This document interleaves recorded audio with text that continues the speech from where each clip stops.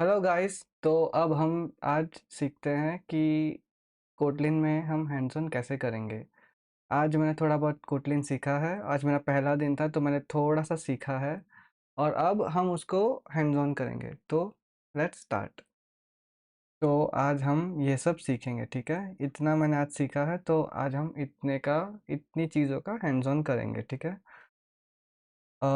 ये बहुत सिंपल है तो इसमें कुछ ज़्यादा टाइम लगेगा नहीं और मैं भी आपका ज़्यादा टाइम लूँगा नहीं, ठीक है। सबसे पहले run simple program hello world program Kotlin में, ठीक है। तो मैंने एक प्रोजेक्ट क्रिएट किया है सिर्फ, ठीक है। तो यहाँ पे मैंने न्यू पे गया था, मैं प्रोजेक्ट में गया था।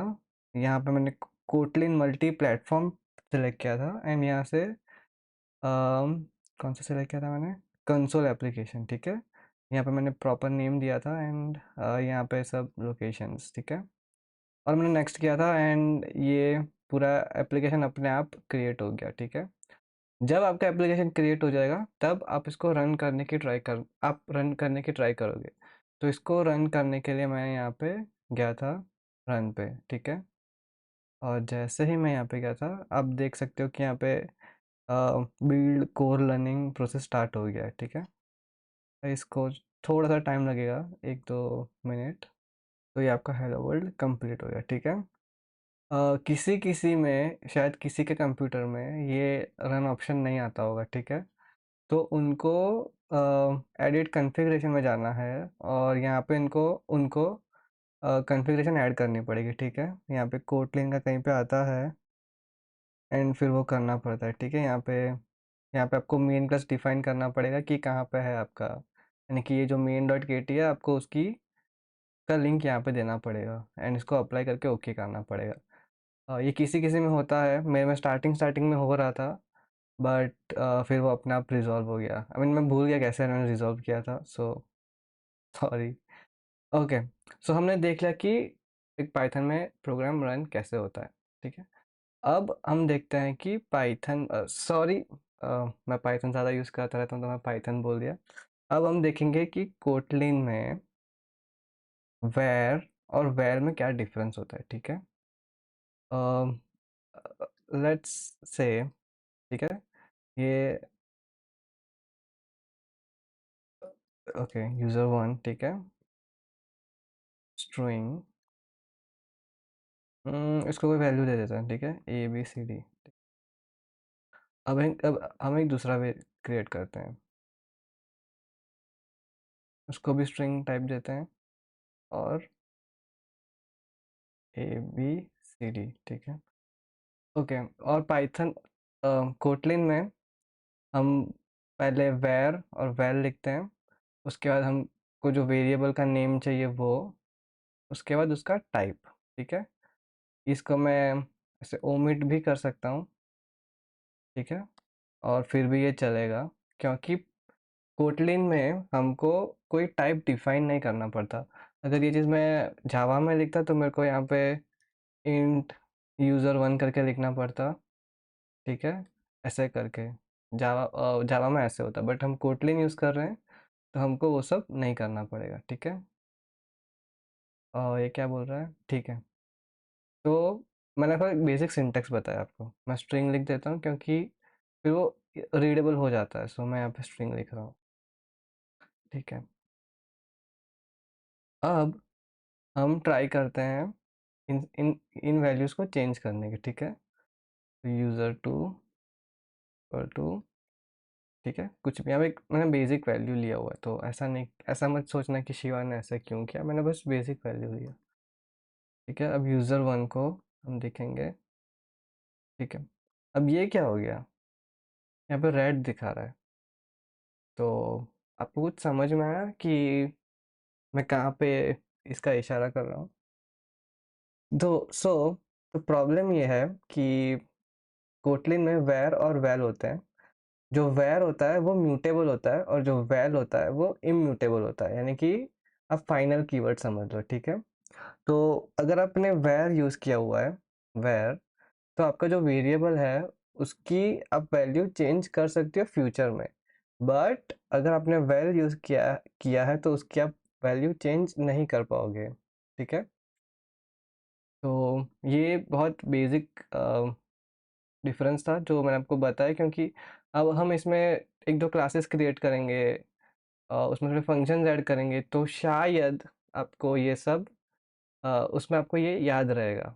ठीक है, अब हमने वेयर और वेल का डिफरेंस देख लिया, तो अब हम करते हैं कि इसमें एक क्लास क्रिएट करते हैं। ठीक है, कोटलिन क्लास, यहाँ पे आप कोटलिन के फोल्डर पे जाना, new Kotlin class. By the way मैं इंटेलिज आइडिया यूज़ कर रहा हूँ। अगर आप कोई दूसरा आईडी यूज़ कर रहे हो तो शायद आप में ये थोड़ा सा अलग दिखेगा, बट जो मैं सिखा रहा हूँ वो तो सेम ही रहेगा। ठीक है, यहाँ पे कुछ क्लास का नेम दे देते हैं।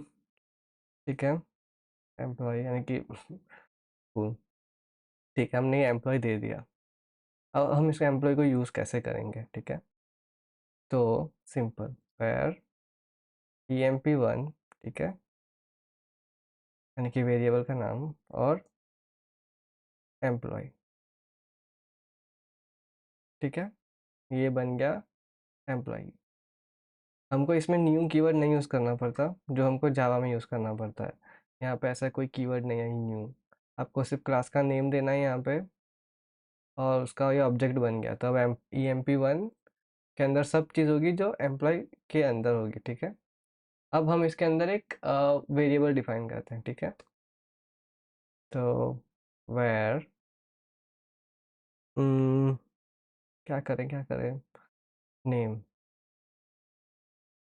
ठीक है, स्ट्रिंग, ठीक है, ठीक है, यहाँ पे वेरिएबल नेम, जो मैंने आपको सिंटेक्स सिखाया वेरिएबल क्रिएट करने का, वही है। तो अब यहाँ पे आ गए हम अब हम इसको उसकी वैल्यू चेंज करनी है। ठीक है, हमको इसकी वैल्यू चेंज करनी है, तो emp1 डॉट नेम। ठीक है, अब हम इसकी वैल्यू चेंज कर सकते हैं। ठीक है, तो और दूसरी चीज़ कि हमने जो ये एम्प्लॉय क्रिएट था, जो एम्प्लॉय ऑब्जेक्ट था, उसके अंदर by default her cheese public होती है। ठीक है, तो ये पब्लिक था, हमने यहाँ पे कुछ डिफाइन नहीं किया कि प्राइवेट है, डिफ़ॉल्ट है, क्या है। तो बाय डिफ़ॉल्ट एक्सेस मॉडिफायर यहाँ पे पब्लिक रहेगा, तो हमने यहाँ पे वो किया। ठीक है, अब हम इसकी वैल्यू प्रिंट करते हैं। ठीक है, तो यहाँ पे प्रिंट ln। ठीक है, अब हम लिखेंगे कि एम्प्लॉय नेम इज, ठीक है, अब हम यहाँ पे ऐसा कर सकते हैं कि emp1 डॉट नेम। ठीक है, एक ये तरीका है। ठीक है, ये एक सिंपल तरीका है जिससे ये हम कर सकते हैं, बट कोटलिन के अंदर स्ट्रिंग इंटरपोलेशन भी होता है। ठीक है, तो अब हम वो ट्राई करते हैं कि वो कैसे दिखते हैं। एम्प्लॉय नेम इज, यहाँ पे हम डॉलर साइन, ठीक है, फिर यहाँ पे कर्ली ब्रेसेस। ठीक है, emp1 डॉट नेम। ठीक है, अब मैं इसको रन करूँगा फिर से, देखते हैं कि कितनी देर में रन होता है। ठीक है, तो अब देख सकते हो कि यहाँ पे एम्प्लॉयज़, यहाँ पे मैं ओ भूल गया, सॉरी। नेम इज़ ABCD, ठीक है, ये आपके आपको दिख जाएगा। ठीक है, कूल। तो अब हमको स्ट्रिंग इंटरपोलेशन भी आ गया। ठीक है, अब जो क्लास होता है उसमें कंस्ट्रक्टर भी होता है, तो हम कंस्ट्रक्टर कैसे यूज़ करेंगे? ये तो कंस्ट्रक्टर के लिए हम यहाँ से हटा सकते हैं। और एक चीज़ और कि हमने यहाँ पे कोई गेटर सेटर डिफाइन नहीं किया, तो हम जब क्लास के अंदर कुछ भी प्रॉपर्टी क्रिएट करते हैं तो वो उसका getter setter by default set हो जाता है, तो हमको कुछ करना नहीं पड़ता। ठीक है, यहाँ पे कंस्ट्रक्टर डिफाइन करते हैं, सिंपल वेयर। ठीक है, यहाँ पे हम वैल भी कर सकते हैं कुछ भी, चलो वैल लिख देते हैं, नेम। ठीक है, और डिफाइन टाइप क्या होगा उसका। ठीक है, और अब हम इसको रन करेंगे तो नहीं होगा, क्योंकि हमको यहाँ पे कंस्ट्रक्टर में वैल्यू देनी पड़ेगी। तो कंस्ट्रक्टर में हम देते हैं शिवा। ठीक है, और अब हम इसको रन करेंगे। मैं लैपटॉप को चार्ज में लगा देता हूँ बिकॉज़ बैटरी बहुत ज़्यादा कम है। ठीक है।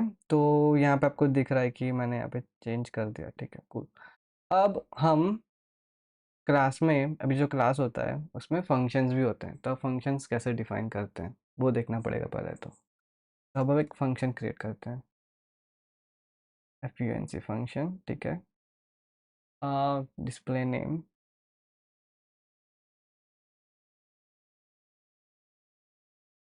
ठीक है। अभी ऐसा क्यों दिखा रहा है ये? कुछ उल्टा क्या क्या मैंने, sorry, fun, okay, sorry, fun होता है, मैंने फन कर दिया। ठीक है, ठीक है, ठीक है, कुछ नहीं। क्या हो गया, ठीक है। अब यहाँ पे हम प्रिंट एलन करेंगे, ठीक है, ठीक है, ये हो गया। हाँ, ये क्या, ठीक है, ठीक है, ओके। तो अब हम इसको हटा देते हैं, चलो रहने देते हैं इसको, क्या फर्क पड़ता है। emp1 डॉट डिस्प्ले नेम, जैसा कि आपको दिख रहा है कि यहाँ पे ये हो गया, ठीक है। तो हमने यहाँ तक सब देख लिया, ठीक है। अब हम ये सब देखते हैं। हम्म, ठीक है। तो अब हम देखते हैं कि इसमें फंक्शन एज अ पैरामीटर कैसे पास होता है, ठीक है। तो सबसे पहले हम एक फंक्शन क्रिएट करते हैं, न्यू फंक्शन, ठीक है। इसका हम डिस्प्ले नेम 2 कर देते हैं, ठीक है। और ठीक है, ये बेसिक फंक्शन का टेम्पलेट बनाया, ठीक है।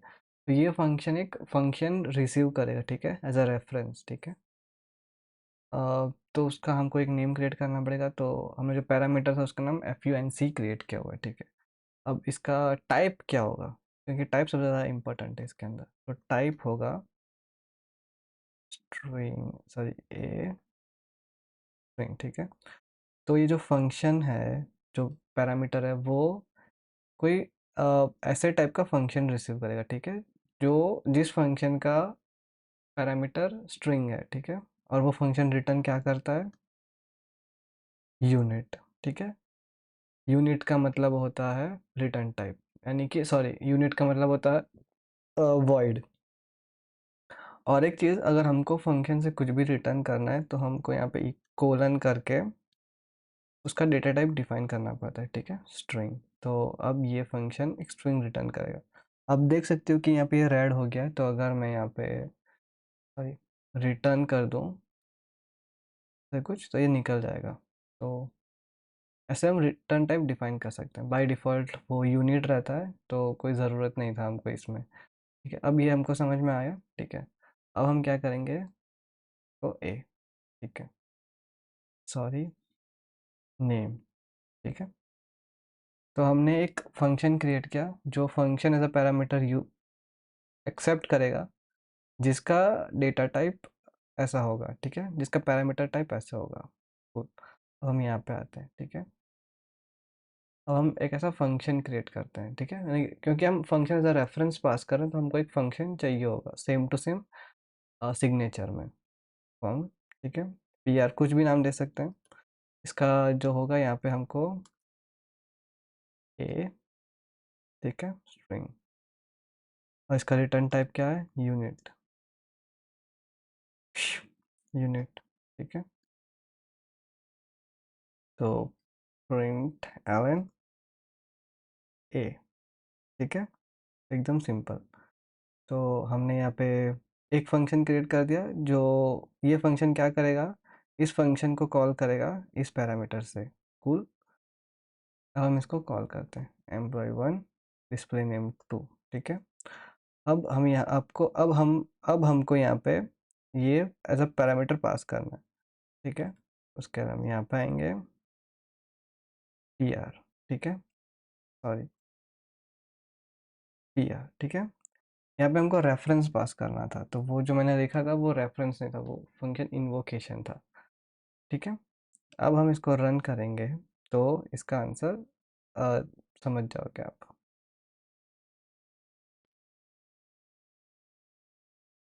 ठीक है। 2 बार आ गया, बट ये वाला जो है वो यहाँ से आया है, और ये वाला जो है वो यहाँ से आया है, बट इम्पोर्टेंट डिफरेंस है, ठीक है। अब हम देखते हैं कि कोटलिन में कंडीशंस कैसे यूज़ होती है, ठीक है। यानी कि इफ़ एल्स वो कैसे यूज़ करते हैं।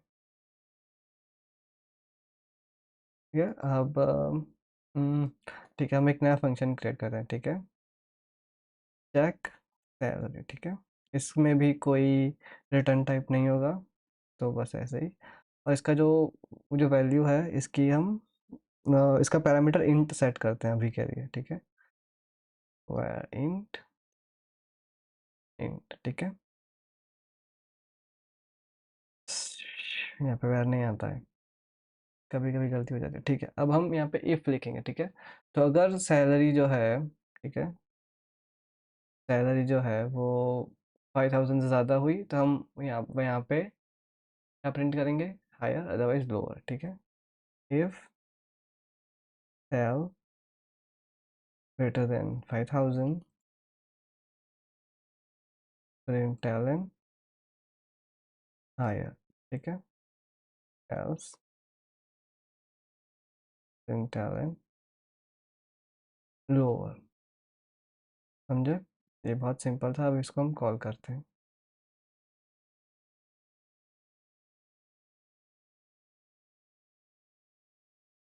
ठीक है, इसको मैं कॉल कर दिया। हम्म, तो आप समझ गए। ठीक है, बट ये जो सिंटेक्स था, ये लंबा सिंटेक्स था। ठीक है, इसका हम सिंपल भी कर सकते हैं। और सिंपल करने से पहले मैं आपको ये समझाना चाहता हूँ कि कोटलिन में जो इफ एल्स होता है, उसमें जब ये कंडीशन ट्रू होती है तो ये चीज़ रिटर्न होती है, अदरवाइज ये चीज़ रिटर्न होती है। ठीक है, तो मेरे कहने का ये मतलब है कि वेल, ठीक है, R E S equal to higher slower talent press. ठीक है, तो अगर ये जब सही होगा तो ये रिटर्न होगा, अदरवाइज ये रिटर्न होगा। ठीक है, इसको फिर से मैं रन करता हूँ तो रिस्पॉन्स सेम ही आएगा। ठीक है, मैं एक और डाल देता हूँ यहाँ पे तो समझ में आए कि चल रहा है ये आपको।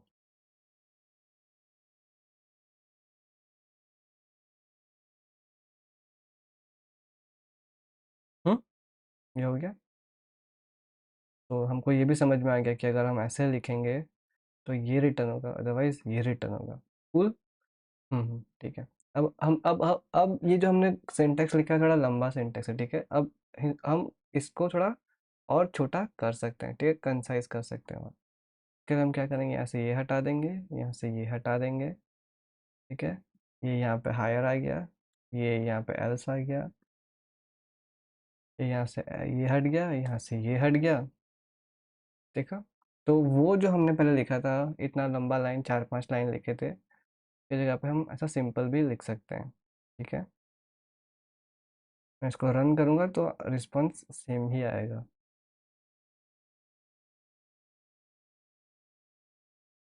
ठीक है, अब हम देखते हैं कि हमने इफ स्टेटमेंट तो हमने देख लिया, अब हम देखते हैं व्हेन स्टेटमेंट। जैसे स्विच होता है जावा में, यहाँ पे होता है व्हेन। तो व्हेन कैसे यूज होता है वो देखते हैं। ठीक है, तो व्हेन, ठीक है, यहाँ पे सेल, फिर यहाँ पे कोई भी वेरिएबल का नाम देना पड़ेगा। और फिर यहाँ पे उस जब ये वेरिएबल की वैल्यू ये सेट होगी तो एक पर्टिकुलर चीज़ एग्जीक्यूट होगी। ठीक है, तो इफ 5000,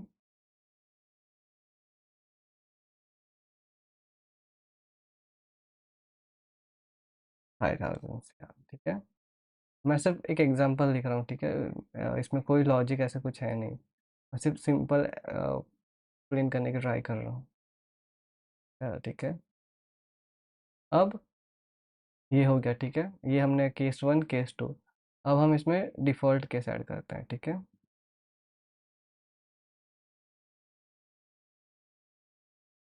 डिफ़ॉल्ट सेल। ठीक है, तो अगर सेल की वैल्यू 5000 है तो ये प्रिंट होगा, अगर सेल की वैल्यू 6000 है तो ये प्रिंट होगा, अदरवाइज ये प्रिंट होगा। ठीक है, देखते हैं कि क्या होता है। ठीक है, चेक सैलरी, चेक सैलरी। ठीक है, तो क्या रिस्पॉन्स आना चाहिए आपके आपकी साइड से। ठीक है, आप कमेंट में करो, गेस करो कि क्या रिस्पॉन्स होगा इसका।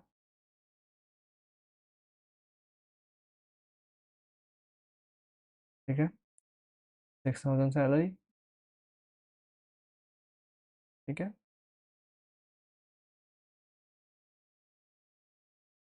6,000 सैलरी। तो ये आपको समझ में आ गया कि मैं क्या बताने की ट्राई कर रहा था? कूल। अगर नहीं आया तो आप कमेंट कर सकते हो, अगर आपको कहीं भी कोई इशू आ रहा है तो आप कमेंट कर सकते हो, मैं या फिर आप मेरे को इंस्टाग्राम पे डीएम कर सकते हो, मैं फटाफट आपको रिस्पॉन्स दे दूंगा। कूल, तो ये तो हमने सीख लिया, ठीक है। अब कोटलिन और जावा के बीच एक इम्पोर्टेंट डिफरेंस है, उसको बोलते हैं कि नल सेफ्टी, ठीक है। तो नल सेफ्टी का मतलब ये होता है कि अगर आपने जावा में कोड किया होगा तो आपको पता होगा कि आपको नल पॉइंटर एक्सेप्शन बहुत ज़्यादा थ्रो होता है वो। तो वो एक्सेप्शन थ्रो ना हो इसीलिए एक नल सेफ्टी के लिए एक फीचर है कोटलिन के अंदर। तो हम देखते हैं कि वो फीचर कैसे यूज़ करते हैं, ठीक है। अगर आपने जावास्क्रिप्ट या डार्ट यूज़ किया है तो आपको नल सेफ्टी के बारे में बेसिक आइडिया होगा थोड़ा बहुत, ठीक है। तो अब हम नल सेफ्टी देखते हैं कोटलिन के अंदर,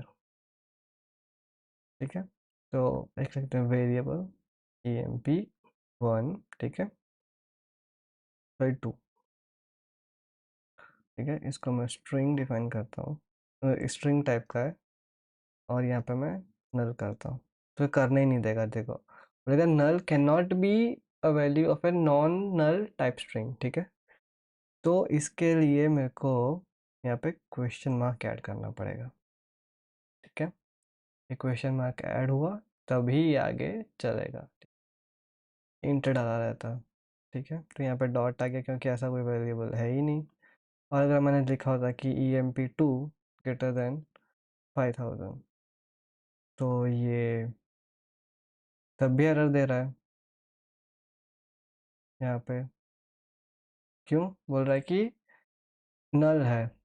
तो इसको रेक्टिफाई करने के लिए हमको emp2 not equal to null ऐसे यूज़ करना पड़ता,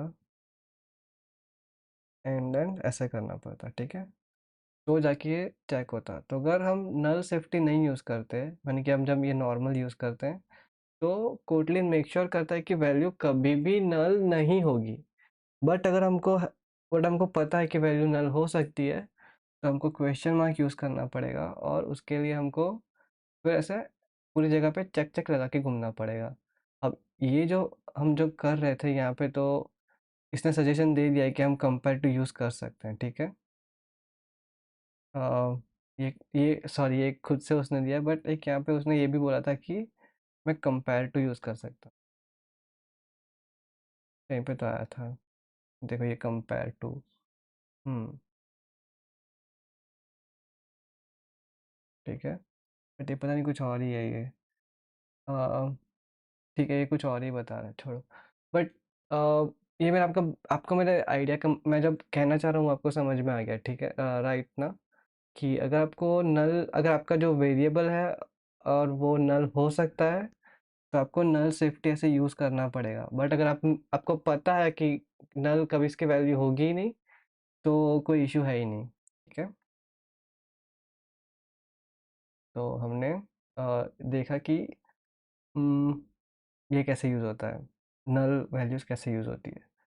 अब हम देखेंगे कि ट्राई कैच कैसे यूज़ होता है, ठीक है। तो यहाँ पे इसको मैं नॉर्मल वेरिएबल डाल देता हूँ, ठीक है। और यहाँ पे हम्म, ठीक है, इस, इसको मैं हटा देता हूँ, अभी इसको कोई ज़रूरत नहीं। अभी हम ट्राई कैच देख रहे हैं, तो ठीक है, ट्राई। अब यहाँ पे हमको थोड़ा कोड लिखना पड़ेगा, जो भी जिसमें भी हमको लगता है कि एरर थ्रो हो सकती है। ओके, अगर आपको ट्राई कैच का मतलब नहीं पता है तो मैं आपको समझा देता हूँ। ट्राई कैच तब यूज़ करना चाहिए कि अगर हमको नहीं पता कि हमारा कोड एरर जनरेट कर सकता है, ठीक है। मतलब अगर आपको 100% श्योर है कि आपका कोड कोई एरर जनरेट नहीं करेगा, तो ट्राई कैच यूज़ करने का मतलब नहीं है। बट अगर आपको है कि आपका कोड एरर जनरेट कर सकता है, तो ट्राई कैच यूज़ करना होता है। ये एक्सेप्शन हैंडलिंग के अंदर आता है। अब ये वीडियो में हम एक्सेप्शन हैंडलिंग के अंदर तो नहीं जाएंगे एकदम डीप में, बट मैं आपको बेसिक आइडिया देता हूँ कि कैसे यूज़ होता है, ठीक है। तो अगर मैं ऐसा लिखूँ यहाँ पे, तो ये जो एरर थ्रो करेगा, क्योंकि ये तो कोई इंटीजर है ही नहीं, ठीक है। तो यहाँ पे हम कैच लिखेंगे। अब यहाँ पे कौन सा एरर थ्रो होगा हमको वो देखना पड़ेगा। ये नंबर फॉर्मेट थ्रो करता है, ठीक है।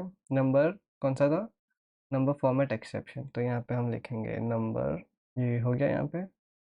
अब मेरे को जावा और पाइथन में कोड करने की ज़्यादा आदत है, तो मैं ऐसे कर लेता हूँ मिस्टेक, ठीक है। और यहाँ पे हम कर सकते हैं parse login, sorry, print LN, ठीक है। अब इसको मैं अगर रन करूँगा तो एरर आना चाहिए।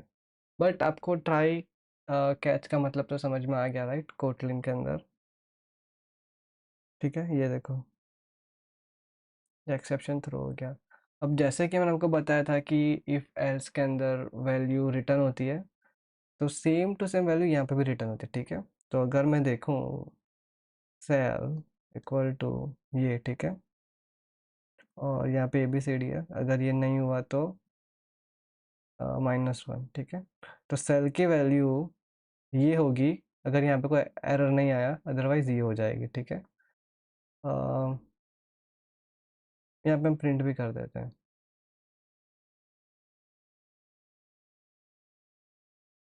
ये जो कर्ली ब्रेसेस होता है ना, यहाँ पे जो कर्ली ब्रेसेस वो तभी यूज़ करना होता है जब आप ऑब्जेक्ट यूज़ कर रहे हो। अगर ये सिंपल वेरिएबल है तो डॉलर से काम हो जाएगा आपका, ठीक है। यहाँ पे -1 आया, बट अगर मैं यहाँ पे 6000 डाल देता हूँ तो कोई इशू नहीं होगा। तो आपको एक्सेप्शन भी आ गया, ठीक है, कि एक्सेप्शन थ्रो कैसे होता है। तो इसमें से एक्सेप्शन थ्रो होगा, तो जो भी एक्सेप्शन थ्रो होगा वो हमको यहाँ पे कैच करना पड़ेगा इधर, और फिर हमको यहाँ पे उसको हैंडल करना पड़ेगा। ऑब्वियसली आप यहाँ पे फाइनली भी लिख सकते हो।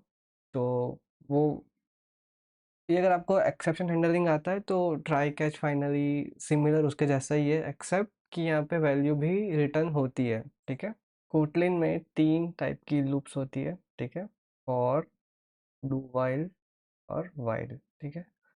और आपको अगर कोटलिन के अंदर कुछ भी सीखना है, ठीक है, सिंटेक्स वाइज, तो आप सबसे बेस्ट रिसोर्स जो है वो है कोटलिन की वेबसाइट खुद जो है वो, ठीक है। तो मैं आपको अभी दिखाता हूँ वो, ठीक है। ये है कोटलिन की वेबसाइट, ठीक है। तो यहाँ पे है ये वाइल लूप, फॉर लूप, और यहाँ पे आपको वाइल लूप भी मिल जाएगा, ठीक है। ये ब्रेक कंटिन्यू कैसा सब यूज़ होता है वो, ठीक है। ये वाइल डू वाइल इसके अंदर ही है, तो सेम ही होता है, ज़्यादा डिफरेंस नहीं है। बट हम देखते हैं कि फॉर लूप यूज़ कैसे होता है। तो आप तो पहले तो यहाँ पे खुद ही देख सकते हो कि ये फॉर कैसे है। तो ये फॉर ईच वाला भी साथ ही में है, ठीक है। तो हम एक सिंपल फॉर लूप लिखते हैं, ठीक है। फॉर आई, ठीक है, इन, ठीक है, इन 1 10, ठीक है। ये जो है हमने जो डॉट लिखा है ये कोटलिन का सिंटैक्स है, यानी कि रेंज के लिए। तो हमको ऐसा जावा जैसा लूप नहीं लिखना पड़ेगा, ठीक है। जावा में हम ऐसा लिखते थे var I 0, I less than 10, I plus plus, ये ऐसा सब लंबा लंबा नहीं लिखना पड़ेगा। हमको सिर्फ ऐसा डॉट डॉट करके लिखना है, ठीक है। इसके अंदर और भी मतलब इसके और भी वेरिएंट्स है, बट मैं आपको एक सिंपल वेरिएंट बता रहा हूँ, ठीक है। अब यहाँ पे हम प्रिंट आई कर देंगे, ठीक है। तो अब इसको रन करते हैं। अब हम इसमें देखते हैं कि उसमें क्या है, और ठीक है, ये देखो 6 डाउन टू 0 स्टेप 2, ठीक है। ये अगर हमको उल्टा करना हो तो ऐसा डाउन टू यूज़ कर सकते हैं हम लोग, ठीक है, यानी कि 6 से 0 तक जाने के लिए। ये 1 से 3 जाने के लिए था, ठीक है। तो यहाँ पे 1 2 3 ऐसा आ गया, ठीक है। अब इसमें अगर मेरे को स्टेप 2 करना होता, ठीक है, तो मैं यहाँ पे लिखा स्टेप 2 लिखता मैं, ठीक है, और मैं इसको रन करता। यहाँ पे मैं ln कर देता हूँ ताकि ये न्यू लाइन में आए और हमको समझ में आए।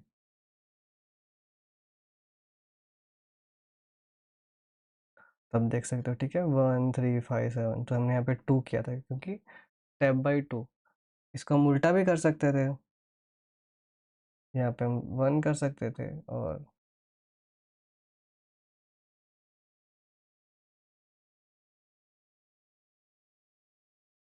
ठीक है, तो ये 10 से 1 तक जाएगा।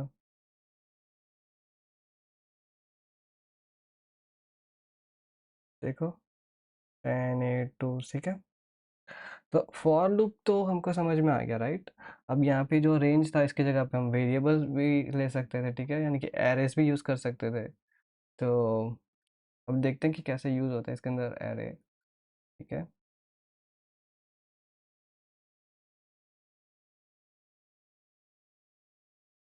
ठीक है, ठीक है। अब इसमें को कैसे एरे क्रिएट करते हैं मेरे को सीखना पड़ेगा वो मेरे को आ नहीं रहा अभी। बट आपको फॉर लूप का मतलब समझ में आ गया, राइट। अब हम इसमें वाइल लूप देखते हैं। तो वाइल भी सेम ही होगा, where I equal to 10 while I is greater than 0, println I और I माइनस माइनस, ठीक है। तो ये बेसिक सिंटेक्स हो गया, इसको रन करते हैं,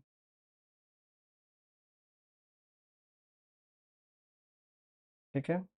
ये सिंपल था। तो डू वाइल भी ऐसे ही होगा। तो डू वाइल में सिर्फ सिंटेक्स उल्टा हो जाएगा, ठीक है। डू, ठीक है, while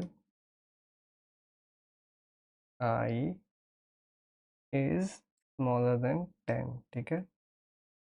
print ln I plus plus, ठीक है। तो यहाँ पे आई की वैल्यू माइनस हो गया, यहाँ पे आई की वैल्यू प्लस होगी। तो ये डू वाइल का सिंटेक्स है, ये वाइल का सिंटेक्स है।